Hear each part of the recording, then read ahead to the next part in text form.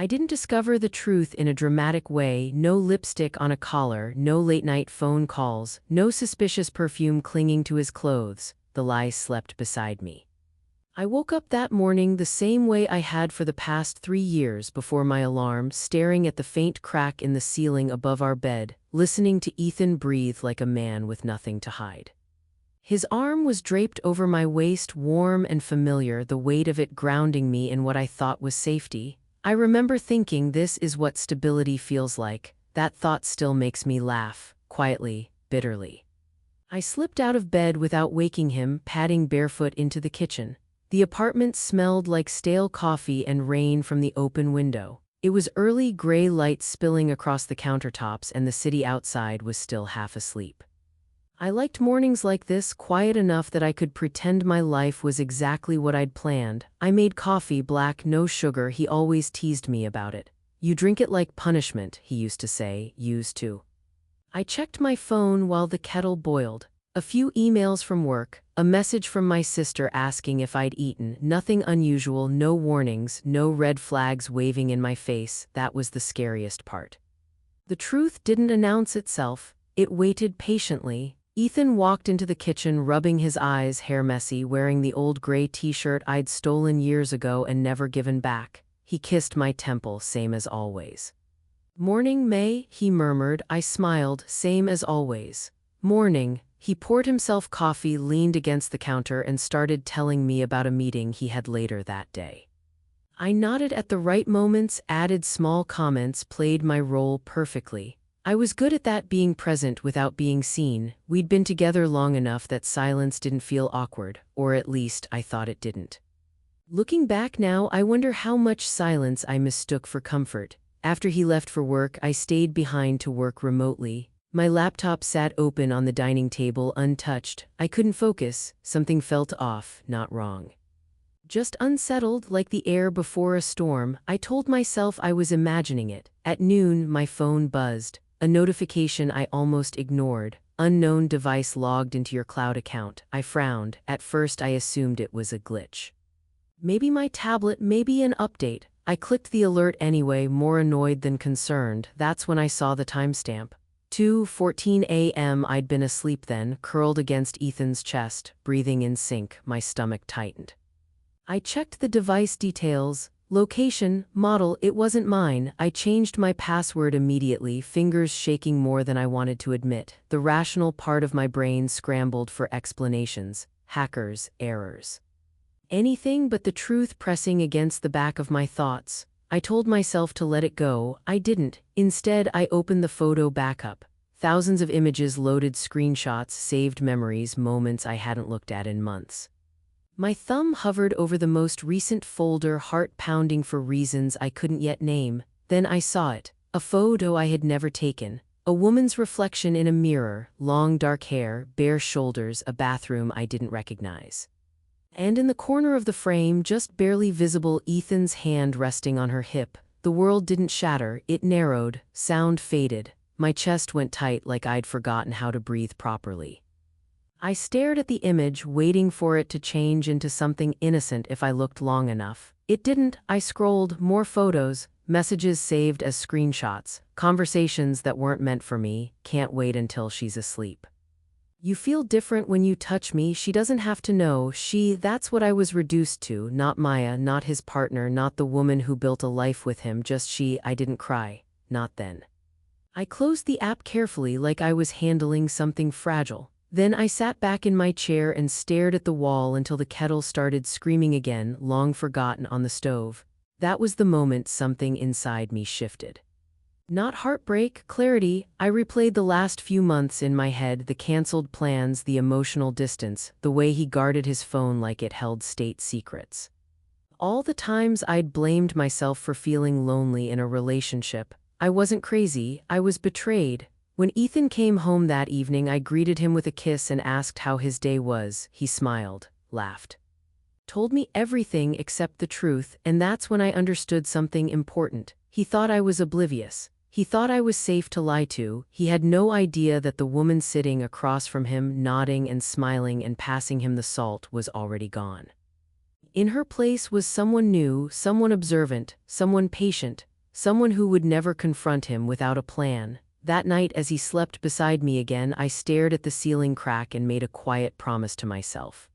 I would not explode, I would not beg, I would not confront him in anger, I would watch. And when I finally walked away, it wouldn't be in pieces, it would be with power. I didn't become suspicious overnight. That was the lie I told myself at first, that something had snapped inside me the moment I saw those photos, that my intuition suddenly woke up like a fire alarm. But the truth was quieter than that. Slower. Suspicion didn't rush in. It settled. The morning after I found out, Ethan stood in the kitchen making coffee like he always did. Same navy mug, same half-asleep squint at his phone, same kiss on my temple as he passed me to grab the creamer. "Did you sleep okay?" he asked, casual, unconcerned. I said yes. That was the first lie I told him after years of telling the truth. I watched him instead of answering anything else. I noticed how his shoulders relaxed once I spoke, how the question had never really been about my sleep. It was a temperature check, a reassurance, proof that everything was still normal, and because I said yes, he believed it was. That's when I understood something important. Ethan didn't notice details unless they demanded his attention. He lived in broad strokes: feelings, impressions, confidence. He trusted the story he told himself about people, especially me. That trust was about to work against him. I didn't confront him. I didn't cry in the bathroom or throw his phone across the room or demand explanations that would only come wrapped in half-truths. Instead, I paid attention. I started collecting moments the way some people collect evidence, not to use immediately but to understand the full picture.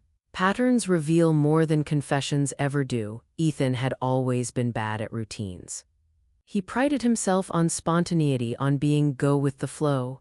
But suddenly there were habits where there hadn't been any before. Tuesday evenings, for example. He started staying late at work on Tuesdays. At first, it sounded reasonable: quarter-end pressure, client dinners, networking events. The words were vague enough to feel legitimate, and before I wouldn't have questioned them. Now I marked them mentally. Tuesdays meant he showered as soon as he got home. Tuesdays meant he checked his phone face down on the counter. Tuesdays meant he was affectionate in a way that felt practiced. Like someone who needed to convince himself he wasn't doing anything wrong. I didn't accuse him. I didn't even ask follow-up questions. I listened. When someone lies comfortably, they tell you more than they intend to. By the end of the week, I had a rhythm mapped out in my head. Late nights that clustered together. Business trips that always seemed to include one extra day. Text messages that arrived with a soft smile he tried and failed to hide. Once, while we were watching a show together, his phone lit up on the couch between us. A name flashed across the screen before he could flip it over. Leela. He didn't notice that I saw it. He just laughed at something on TV and reached for his drink, completely unaware that the room had shifted for me. I didn't feel anger in that moment. Not yet. What I felt was clarity. Names change things. They take betrayal out of the abstract and anchor it to reality. Leela wasn't a concept or a suspicion anymore. She was a person with a name, a rhythm to her messages, a presence in his life that intersected with mine without my consent. That night, after he fell asleep, I lay awake and replayed the past 6 months like a slow-motion film. Moments that hadn't felt wrong at the time but now rearranged themselves into a different story. The sudden interest in new restaurants. The way he talked about a coworker who understood his work stress so well. The compliments he stopped giving me, not abruptly but gradually, as if rationing them. None of it screamed betrayal. That was the most insidious part. If he'd been careless, reckless, dramatic, I might have noticed sooner. Instead, he'd been efficient. I realized then that I wasn't dealing with a man caught up in a single mistake. I was dealing with someone who had reorganized his life just enough to fit another person into it without disrupting his comfort, and I was part of that comfort. The next few days, I tested a theory. I didn't change my behavior drastically, I refined it. I became slightly quieter, slightly more observant. I laughed at his jokes half a second later than usual. I let silences stretch. He filled them immediately. He talked more. About work, about stress, about how much pressure he felt to succeed, about how hard it was to balance everything. He spoke like someone confessing without realizing it. I nodded. I listened.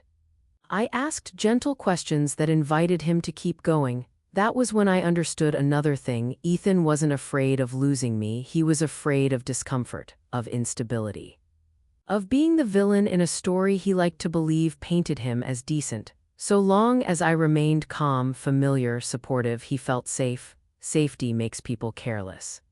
I started keeping notes, not on paper, not in any dramatic way, just mental timestamps. Who he said he was with, what time he claimed to get home. When his stories shifted subtly from one telling to the next, there were discrepancies. Small ones, a dinner that became a meeting that became a drinks thing, drinks that somehow ended at midnight without explanation. I didn't challenge him, I let the inconsistencies pile up quietly like snow. One evening, he came home energized in a way that didn't belong to the day he claimed to have had. He kissed me, cooked dinner, poured wine. He was generous with his attention. Guilt does that to people, it turns them into performers. As we ate, he told me how lucky he felt to have someone so understanding.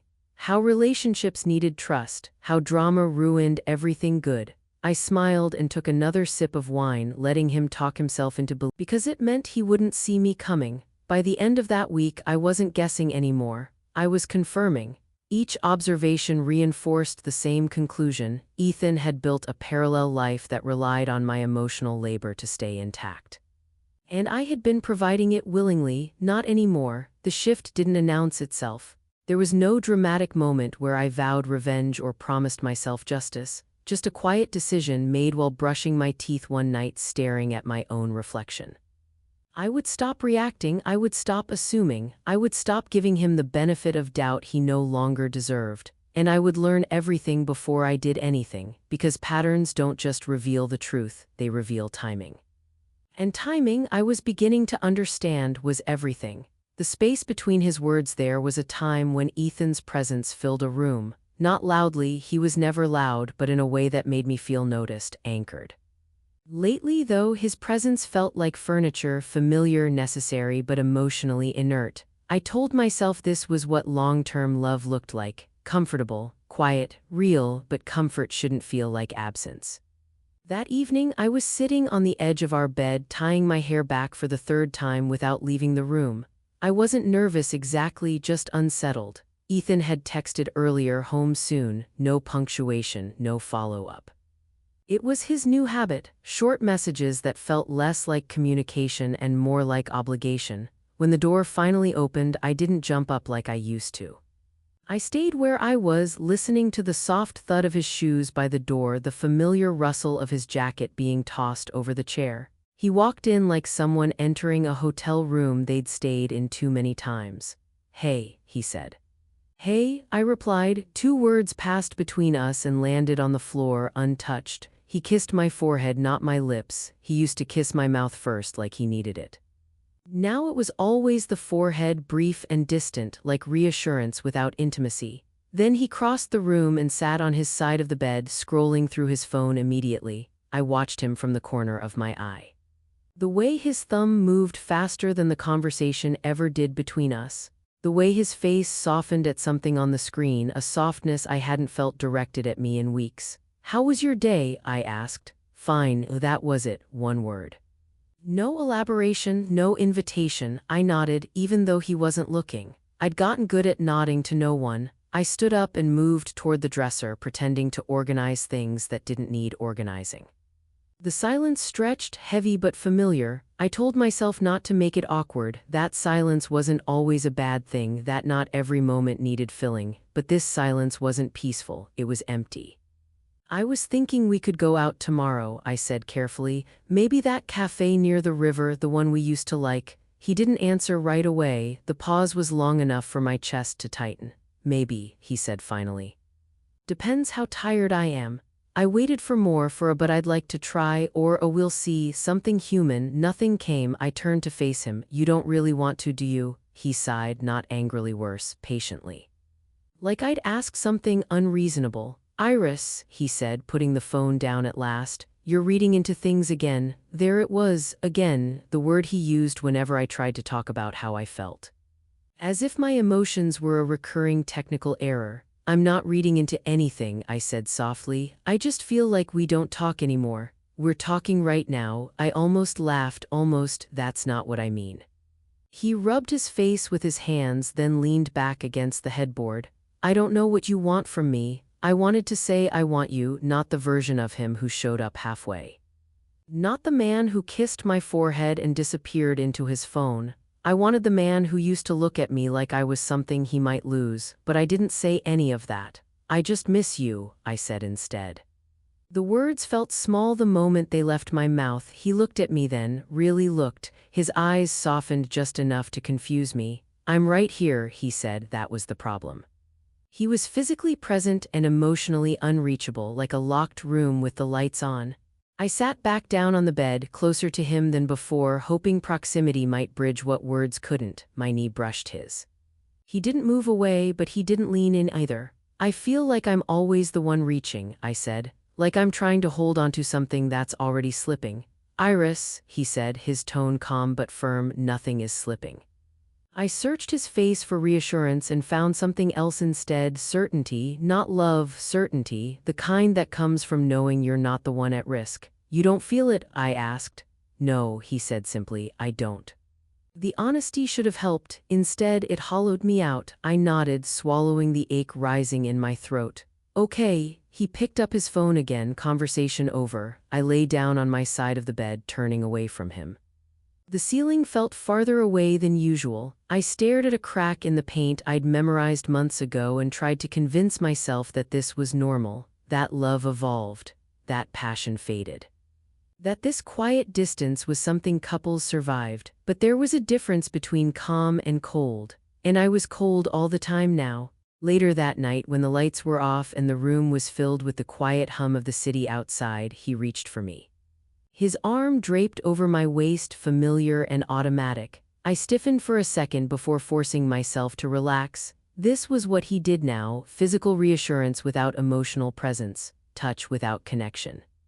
I lay there, staring into the dark, counting the breaths between his. I wondered when his touch had stopped making me feel chosen and started making me feel convenient. I thought about the way he used to ask questions. About my thoughts, my fears, the little things I noticed during the day. Now he barely asked how I was unless silence made it awkward not to. I wondered if he noticed how quiet I'd become or if he liked it this way. His breathing slowed as sleep took him easily. Mine didn't. I slipped his arm off me gently and turned onto my other side, creating a small but deliberate space between us. It felt symbolic even if he didn't notice. Lying there, I realized something that scared me more than the distance itself. I wasn't angry. I wasn't heartbroken. I was starting to feel invisible, and the worst part was that a small voice inside me whispered that maybe this wasn't new at all. Maybe I just finally stopped explaining it away. As I closed my eyes, a thought settled into my chest, heavy and unwelcome. If this was love now, I didn't know how much longer I could keep pretending it was enough. The things Maya says out loud. Maya always chose the same cafe, the one on the corner with uneven chairs, burnt espresso, and a window that caught the afternoon light just right. She said it felt honest, nothing polished enough to lie to you. I'd never thought about cafes that way, but it fit her. Maya liked things that didn't pretend. I arrived 10 minutes early and sat by the window, wrapping my hands around a mug I hadn't ordered yet.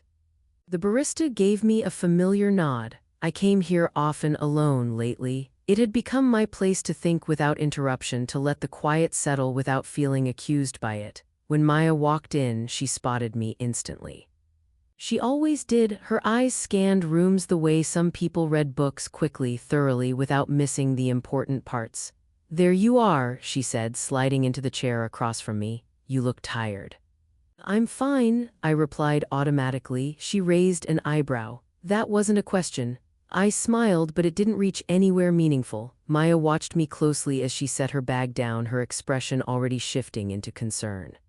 She knew me too well. Sometimes I hated that. We ordered drinks, and for a moment we talked about safe things, work, a show she'd been binge-watching, the absurd rent prices climbing higher every month. I laughed in the right places. I nodded when expected. I played my part, but Maya didn't come here for small talk. She never did. So, she said finally, leaning forward, elbows on the table, how are things with Ethan? There it was. The question I'd been dodging for weeks. They're okay, I said. We're just busy. Maya didn't respond right away. She tilted her head slightly, studying me the way she did when she was trying to decide whether to push or wait. Busy doesn't look like this, she said gently. I frowned. Like what? Like someone who's shrinking. The word landed hard. I'm not shrinking, I said a little too quickly. I'm just tired. Of what? I opened my mouth, then closed it again. I didn't know how to explain exhaustion that had no physical cause. How do you tell someone you're tired of reaching for someone who no longer reaches back? Maya sighed and sat back in her chair. Iris, can I be honest with you? I hesitated. You always are. Yes. It brought clarity, and I knew then that something was shifting inside me, something I wouldn't be able to ignore much longer. Words I couldn't hold back. The tension had been building for days, weeks maybe. I could feel it under my skin like a low hum vibrating through my chest, refusing to settle. That evening, I couldn't take it anymore. I couldn't keep pretending, smiling, or waiting for him to notice what was already painfully obvious. Ethan was on the couch, scrolling through his phone as usual. I watched him from the doorway, my hands gripping the frame, nails pressing into the wood. I thought about all the little things that had accumulated, small dismissals, forgotten promises, the way his eyes softened for everyone but me. The weight of it all pressed down, and I realized I couldn't stay silent a moment longer. I need to talk to you, I said, my voice sharper than I intended. He looked up, startled, as if I had just appeared from another room entirely. About what? His tone was calm, neutral, careful, the way he always was when he wanted to avoid real confrontation. About us, I said, stepping into the living room. About how I feel, about how you make me feel. Ethan leaned back, eyes narrowing slightly. Iris, we just had this conversation. No, we didn't, I said. Not really, not fully, not honestly. He sighed, setting the phone aside. All right, fine, go on. I took a deep breath. I feel invisible, Ethan. I feel like I'm talking to a wall half the time. You're here, but you're not here. You say you care, but your actions don't match your words. His jaw tightened. I don't know what you want from me. I want you to be present, I said, voice trembling despite my attempt to stay steady. I want you to notice me, not just my presence, not just my smile when it's convenient, but all of me. My thoughts, my fears, my emotions. I want us to be connected, really. He frowned, shifting uncomfortably. You're asking too much. Too much? I echoed. Is it too much to ask that the person I love doesn't make me feel like I'm constantly begging for attention? Is it too much to ask for basic respect and recognition? Iris, I don't know what you want me to say, he said, running a hand through his hair. I'm trying, okay, I'm doing my best. But your best isn't enough anymore, I said, standing closer, the words spilling out in a torrent. It hasn't been enough for months. I've defended you, made excuses, pretended it was just a phase, but it's not. It's a pattern. And I can't pretend anymore. He opened his mouth, hesitated, and then closed it again. For a moment, the silence between us was heavier than any words could be. I've been patient, I continued, my voice growing steadier, stronger. I've tried to adjust, to compromise, to overlook your distance. But I can't keep sacrificing myself just to maintain a fragile illusion of love. I'm tired of feeling small, Ethan. Tired of shrinking to fit into a space that isn't mine. He swallowed hard, his usual charm and composure faltering. I didn't realize. You never do, I interrupted, voice softer now, almost mournful. And that's the problem. You don't realize because you don't have to, and I can't live like this anymore. I felt tears sting my eyes, but I didn't wipe them away. I let them sit, raw and honest, a mirror to the truth I had been avoiding for too long. For the first time, I allowed myself to fully feel the hurt, the disappointment, the heartbreak that had been simmering beneath the surface. Ethan looked at me, really looked, for the first time in months. There was no anger, no defensiveness, just a flicker of something unfamiliar, something close to guilt. He opened his mouth to speak, but I shook my head. No, I said, there's nothing more to say. I don't want explanations. I don't want excuses. I just need to step back, to breathe, to remember who I am when I'm not defined by your indifference. I turned and walked toward the bedroom, each step heavy with finality. He called my name, but I didn't stop. I didn't look back, not this time. Closing the door behind me, I leaned against it, letting the tears fall freely. For so long I had held everything in, swallowed every pang of hurt, convinced that love required endurance above all else. But endurance without reciprocity is just survival, and I wasn't willing to survive anymore. I wanted to live. I lay on the bed, staring at the ceiling, replaying the confrontation in my mind. It wasn't loud, dramatic, or cinematic. There were no raised voices, no objects thrown, just truth laid bare, quiet and undeniable. And for the first time, I felt a strange kind of relief. Because saying it aloud didn't make me weak, it made me real, it made me visible to myself if no one else. Hours passed. Ethan didn't knock, he didn't come in, I didn't expect him to. Silence this time was different. It wasn't a wall, it was space. Space I had earned, space to breathe, space to reclaim myself. As I drifted toward sleep, my thoughts wandered to Maya's words echoing in the corners of my mind. People don't pull away from things they're afraid to lose. I understood now. He wasn't afraid to lose me, not enough to fight for our connection. And that truth, though painful, gave me clarity. I wasn't angry. I wasn't desperate. I was just awake. And that awakening, I knew, would change everything. The morning after, the sunlight streamed through the blinds in sharp, uneven lines, slicing across the floor and cutting the room into stripes of light and shadow. I lay in bed, staring at the ceiling, my body tense even though sleep had been generous for the first time in weeks. Silence hung in the apartment like a living thing, heavy and expectant. I didn't move when Ethan shuffled into the bedroom, barefoot and rubbing his eyes. He looked smaller somehow, less confident. The air between us felt different, not hostile, not apologetic, just charged. The weight of the night before had shifted, something neither of us could ignore. "Morning," he said, voice careful, measured. He stopped at the edge of the bed, waiting. I turned my head slightly, studying him without speaking. My chest still ached, but not like before. There was clarity in the pain now, a sharpness that cut through the fog of confusion and self-doubt. I was awake, I was aware, and I wasn't going to look away.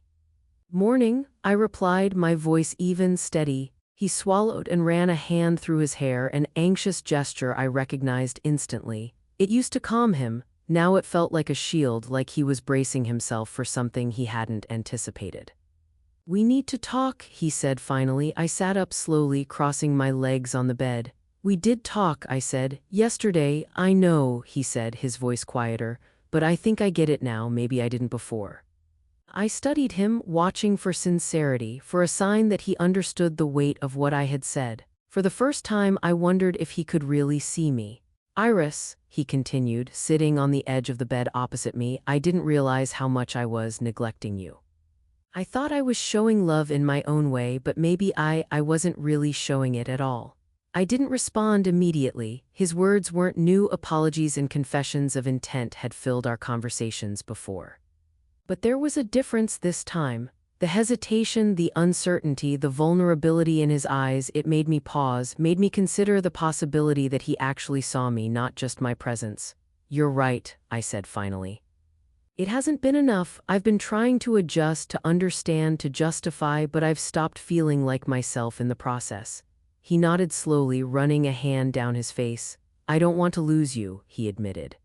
"Not like this. I want to fix it. I'll try harder. I can change." The words felt like a fragile bridge. I wanted to believe, wanted to step onto it, but I hesitated. Trust wasn't a switch you flipped. It was earned through actions, through consistency, not through promises, even heartfelt ones. "I don't know if trying harder is enough," I said softly. "I need more than promises. I need presence, attention, emotional honesty. Not just in bursts when it's convenient, but all the time." Ethan's jaw tightened. "I know, and I want to give that to you. I really do. I don't want to fail you again. I don't want to feel like I have to beg for it," I said. "I want it to be natural, mutual. I want us to be partners in this, not me constantly reaching and you withdrawing." He exhaled, the tension in his shoulders visible. "I understand. I see it now. I can't pretend anymore either. I need to meet you halfway." I looked at him, really looked. This wasn't the same man who had been distant for weeks. This was a man beginning to recognize his own shortcomings, beginning to take responsibility instead of offering excuses. "Then show me," I said. "Show me you care in ways that I can feel, not just in words." Ethan nodded slowly, deliberately. "I will. I'll start today." We sat in silence for a while, the room filled with the soft hum of the morning city outside. The tension had eased slightly, replaced by cautious hope. I wasn't naive, I knew change wouldn't happen overnight, but at least we had acknowledged the cracks. At least the distance had been named. I got out of bed first, moving to the window to let in more light. Ethan followed, standing behind me. He reached out, brushing a stray strand of hair from my face. The gesture was small, but it carried weight, a tentative attempt at closeness.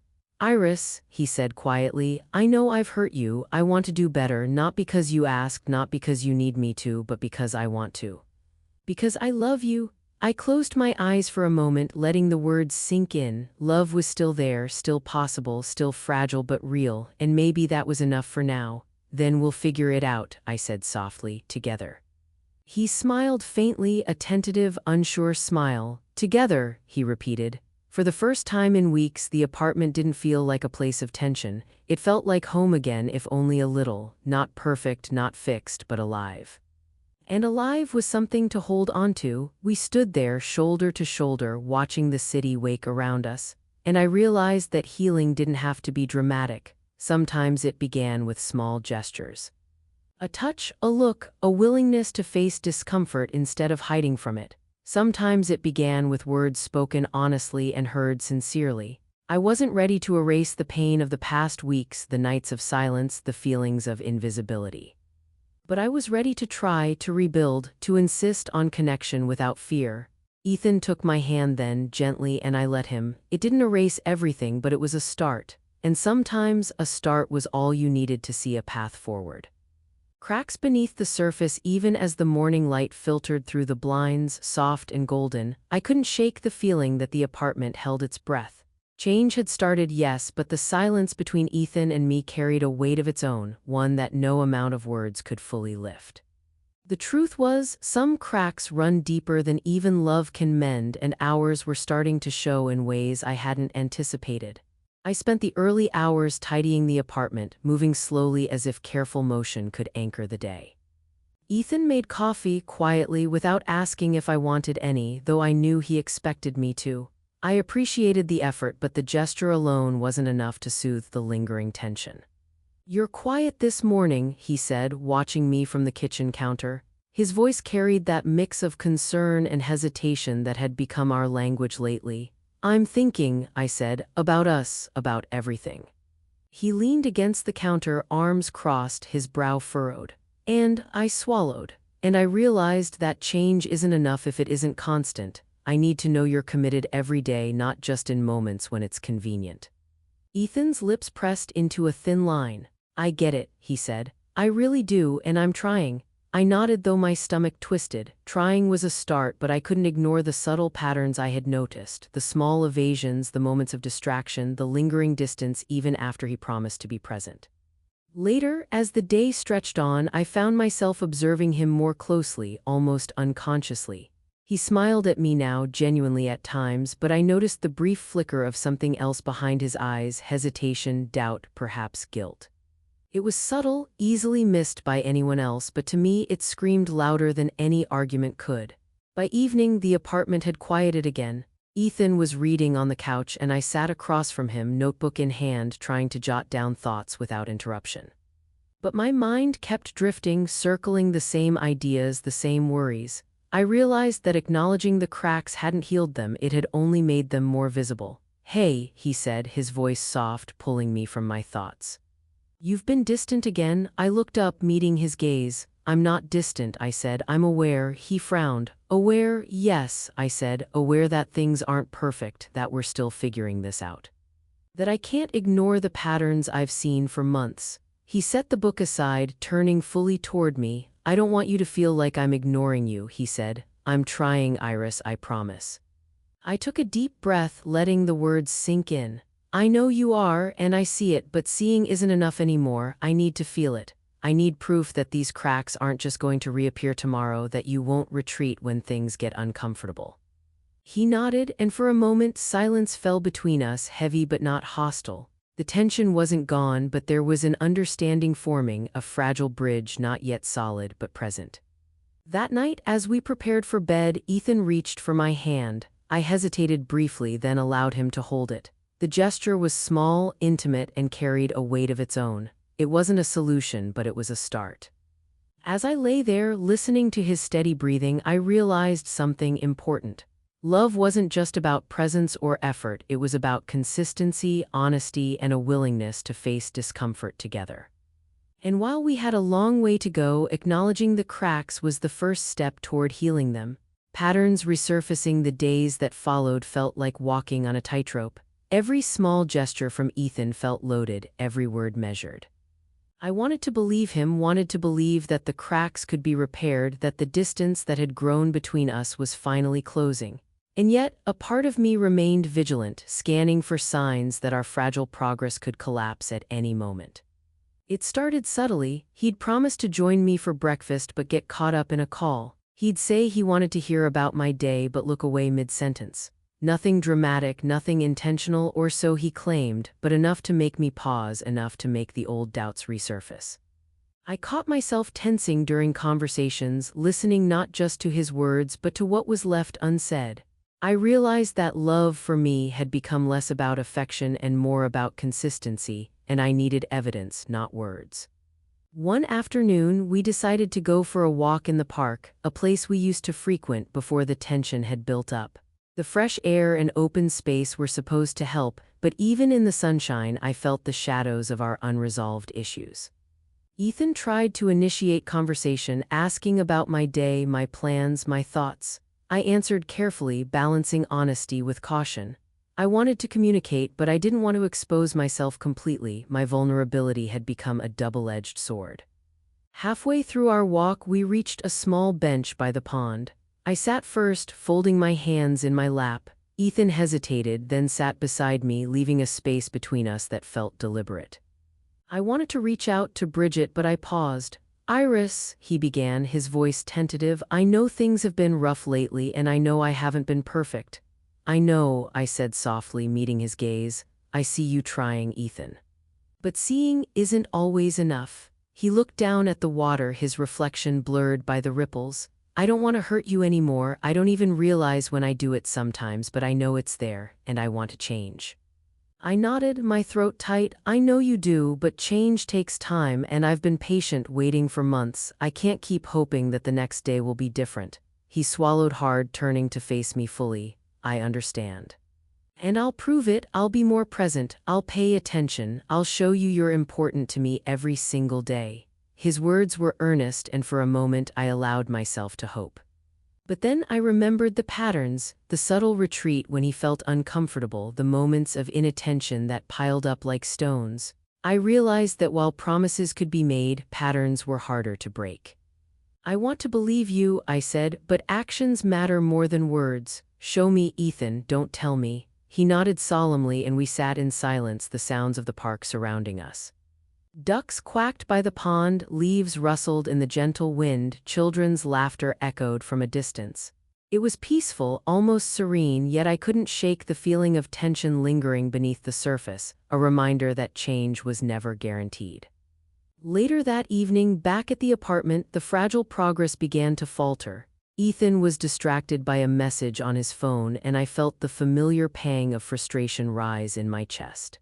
"Ethan," I said, trying to keep my tone measured, "can we focus on each other for a moment?" He looked up, startled. "Oh yeah, sorry, I know," I interrupted gently.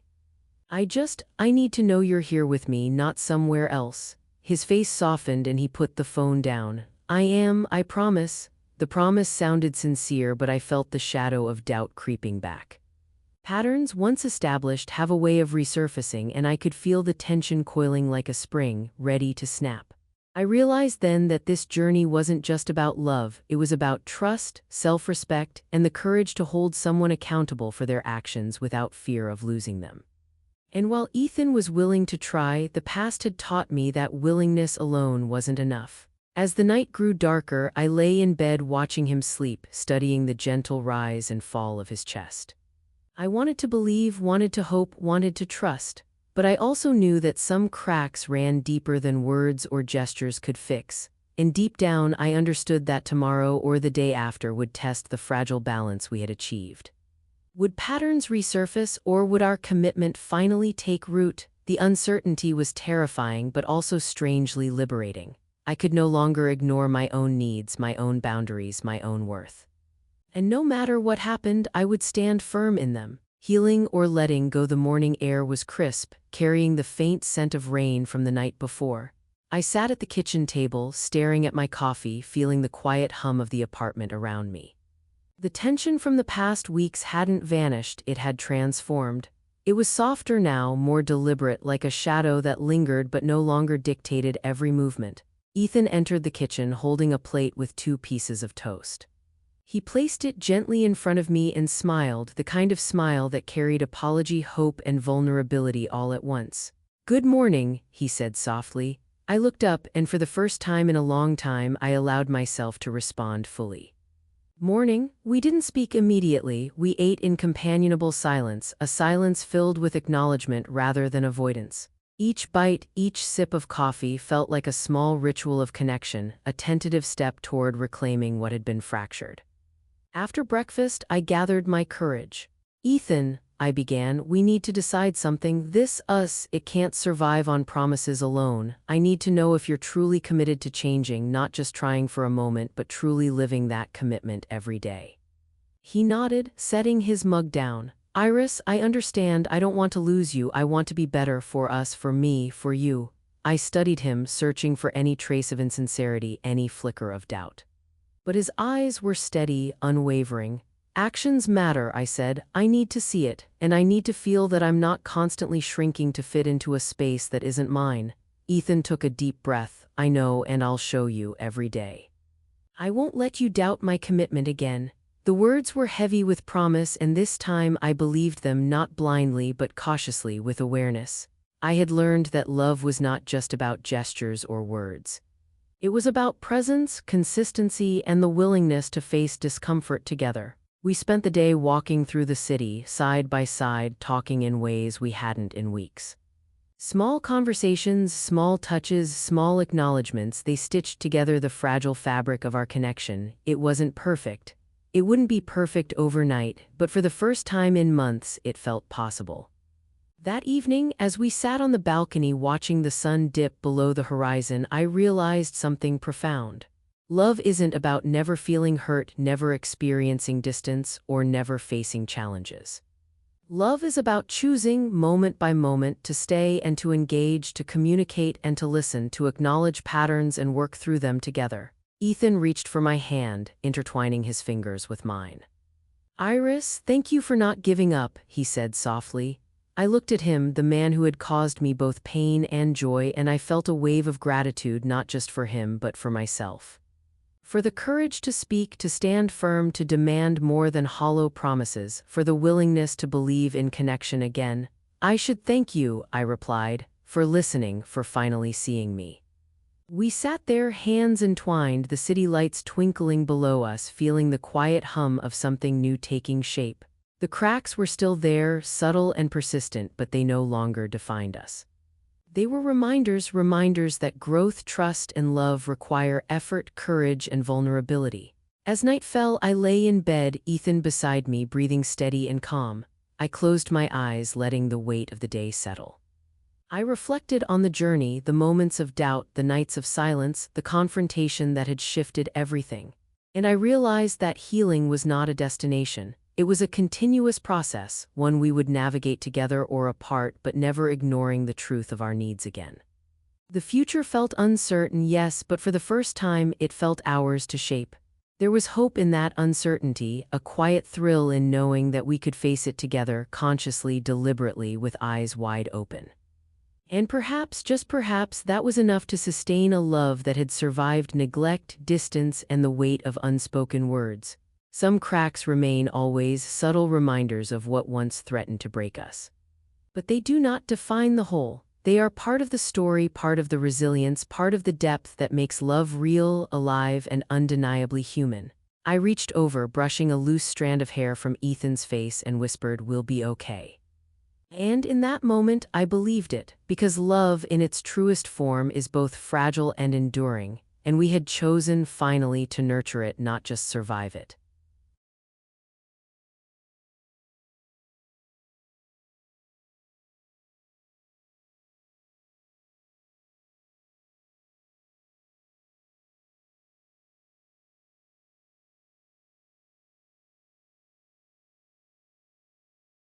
I swallowed. You make excuses for him the way people do when they're afraid of what happens if they stop, she continued.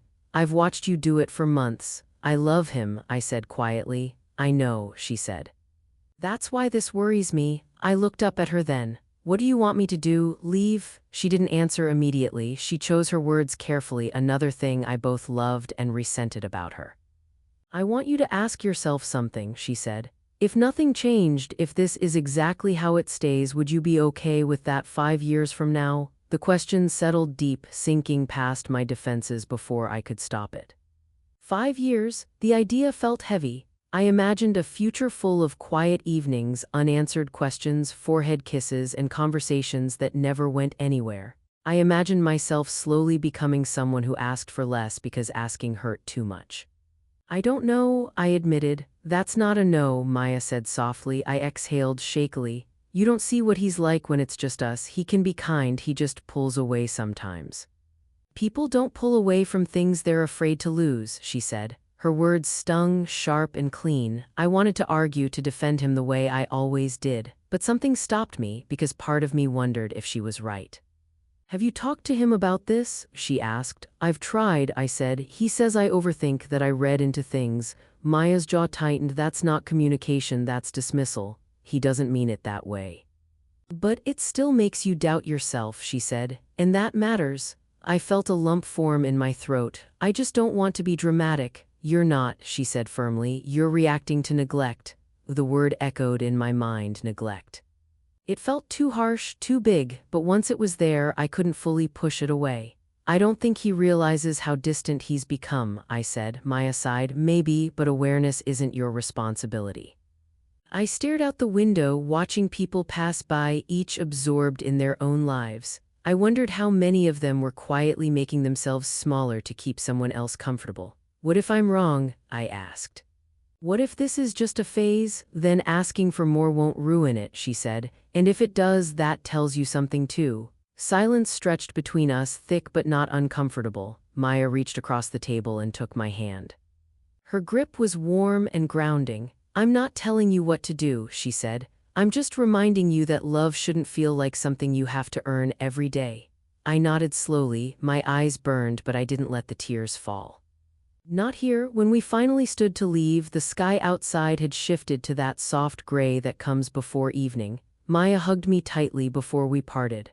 Whatever happens, she said into my hair, don't disappear inside someone else. I promised her I wouldn't. I wasn't sure if I believed myself. That night back in the apartment, Ethan was already home. He sat on the couch, laptop open, focused on something I couldn't see. He glanced up when I entered. Hey, he said. Hey, I waited for a question, for interest, for anything. Nothing came. I moved past him toward the bedroom, Maya's words replaying in my mind on a loop. People don't pull away from things they're afraid to lose. As I closed the door behind me, a realization settled in, quiet but heavy. I wasn't imagining the distance anymore. I was just the last one to admit it. Patterns I defended. There's a moment when denial stops being protection and starts being self-betrayal.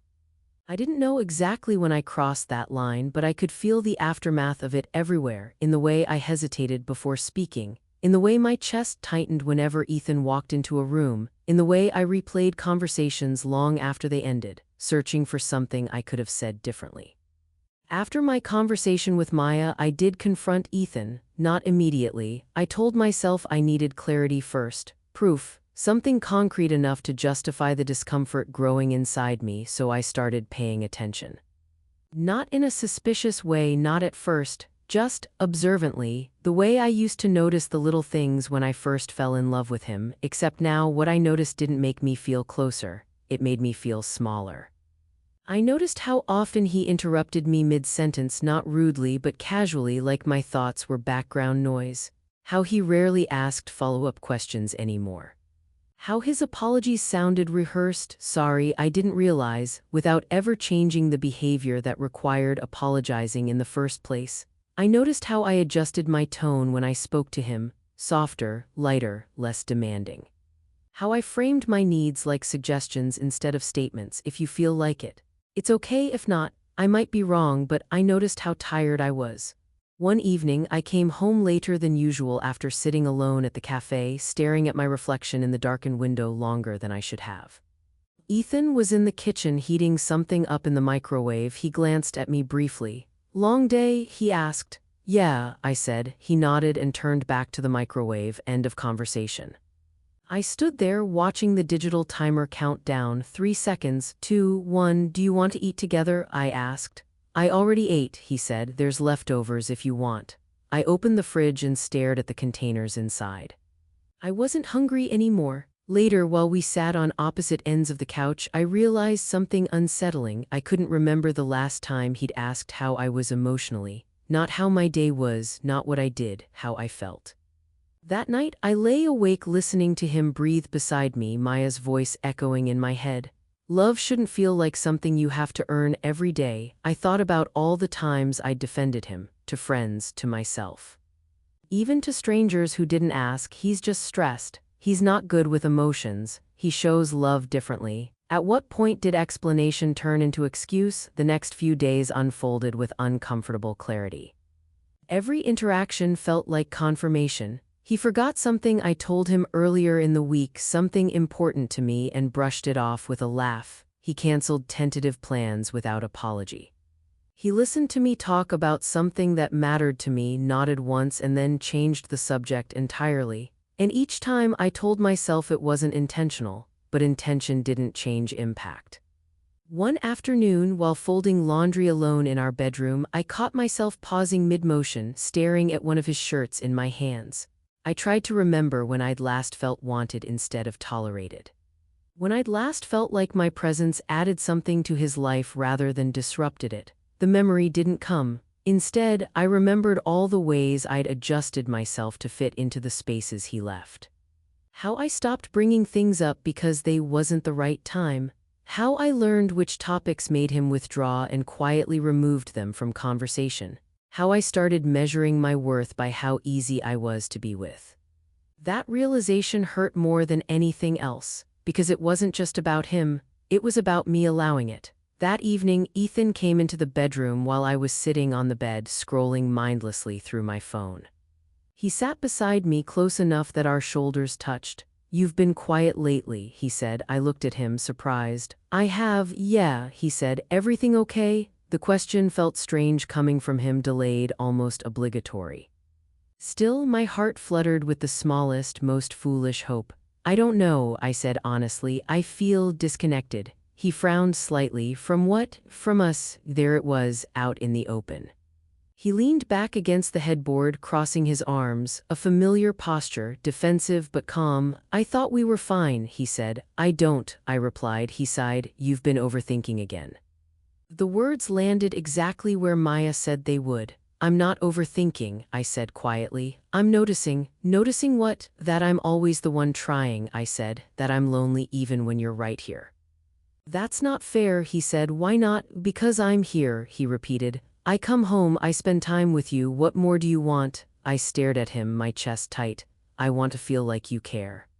His expression shifted, confusion mixed with irritation. "I do care, but you don't show it," I said. "Not anymore." He shook his head. "I don't know what you expect. I can't constantly reassure you." I felt something crack then, not loudly, not dramatically, just enough to let the truth seep in. I wasn't asking for constant reassurance. I was asking for basic presence. "I'm not asking for constant reassurance," I said. "I'm asking not to feel invisible." He looked away. "You're not invisible." But he didn't reach for me, didn't soften, didn't try to understand. The conversation drifted into silence after that, unresolved and heavy. He picked up his phone. I lay back on the bed, staring at the ceiling again, that familiar crack in the paint staring back at me like an old witness. Later, as he slept, I realized something that scared me more than the distance. I had stopped imagining a future with him, not consciously. I hadn't decided anything, but the images just weren't there anymore. No shared plans, no quiet excitement, just a vague sense of endurance. I rolled onto my side, facing